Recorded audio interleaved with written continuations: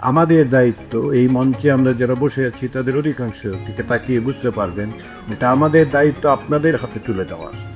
আর আপনাদের দায়িত্ব হচ্ছে সেটা পরবর্তী প্রজন্মের জন্য সুরক্ষা করা এবং সেটা পরবর্তী প্রজন্মের কাছে তুলে দেওয়া। আবারও বলি, প্রাণ প্রকৃতি পরিবেশকে রক্ষা না করে বিজ্ঞানের অগ্রসরমানতা, প্রযুক্তির অগ্রসরমানতা মানুষের জন্য, মানব সভ্যতার জন্য অগ্রগতি নয়।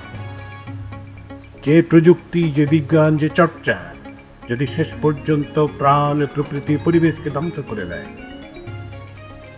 যদি এই বিশ্বকে আগামীর জন্য সুনির্দিষ্টভাবে অন্যের হাতে সুরক্ষা করে তুলে না দিতে পারে, তাহলে তার জন্য আপনার জ্ঞান, আপনার মেধা, আপনার প্রচেষ্টা যেন জারি থাকে, যেন অব্যাহত থাকে যে আপনি এই প্রাণ প্রকৃতি পরিবেশকে রক্ষা করবেন।